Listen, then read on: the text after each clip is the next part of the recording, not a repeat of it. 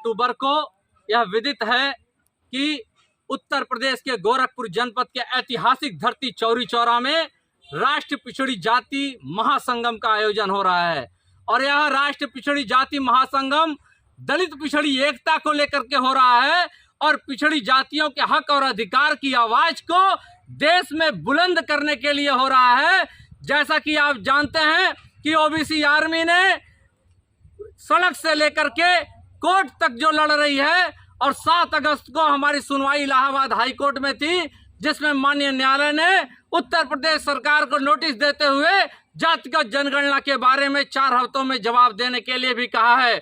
OBC army हर मोर्चे पे आज पिछड़े समाज के लिए लड़ रही है और दलित पिछड़ी एकता को मजबूती प्रदान करने के लिए यह आयोजन हो रहा है। चौरी चौरा की वह ऐतिहासिक क्रांतिकारी धरती है जो दलितों पिछड़ों के क्रांति की धरती कही जाती है। और इस आयोजन में देश के तमाम ख्याति लब्ध लोग आ रहे हैं।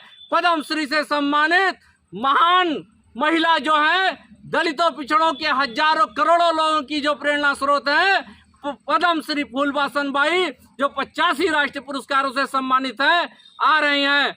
उसके अलावे तमाम सांस्कृतिक कार्यक्रम के माध्यम से दलित और पिछड़ी आवाज को भी बुलंद करने का यहाँ मुकम्मल व्यवस्था है, जिसमें देश के प्रसिद्ध विरहा गायक बिहार के ओम प्रकाश यादव जी और ओम प्रकाश दीवाना जी आ रहे हैं, शिरकत कर रहे हैं। और यह शंखनाद के द्वारा होगा। जो अंतर्राष्ट्रीय शंखनादक हैं राम जन्म योगी जी, उनके शंखनाद से, ऐतिहासिक शंखनाद से ओबीसी समाज और दलित समाज अपने हक अधिकार के लिए शंखनाद करके आवाज बुलंद करेगा। उसके अलावा तमाम संगठनों से लोग यहाँ पे आ रहे हैं और आम आवाम का हम आमंत्रण करते हैं, दलित पिछड़ी जातियों का आमंत्रण करते हैं कि हे दलित और पिछड़ी जातियों, जागो अपने हक और अधिकार के लिए और इस चौरी चौरा की क्रांतिकारी धरती से नई ओबीसी क्रांति की शुरुआत करो, जिससे जो तुम्हारा हक अधिकार जो है, जो सुना नहीं जा रहा है। आज शासन और प्रशासन महिला का आरक्षण लागू हुआ मगर ओबीसी का जिक्र तक नहीं आता।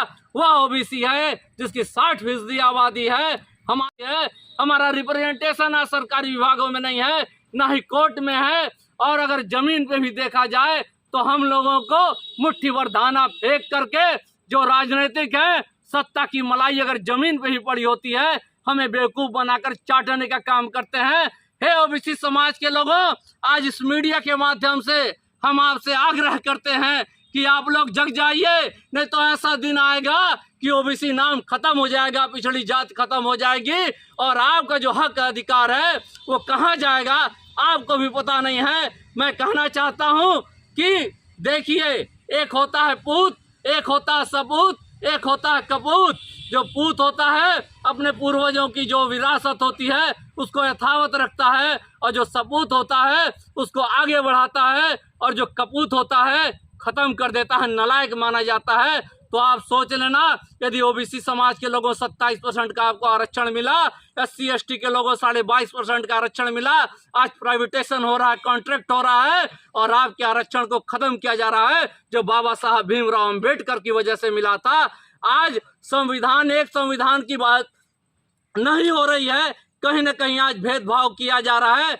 जैसा कि आप चाहे महिला आरक्षण बिल हो या आपका देवरिया कांड हो, आज एक पक्षीय कहीं ना कहीं कार्रवाई हो रही है। तो हमारा शासन प्रशासन से ये अनुरोध है कि हम ओबीसी के समाज के लोगों की जो मांग है, खासकर डबल इंजन की सरकार जो है, जाति जनगणना करा दो यदि तुम ओबीसी के सच्चे हितैषी हो और इसकी आवाज चौरी चौरा से बुलंद होने जा रही है। यदि रोक सको तो रोक लो, क्योंकि अब ओबीसी जग चुका है, दलित भाई हमारे साथ आ चुके हैं और ये लड़ाई दूर तक और अंजाम तक जाएगी। धन्यवाद।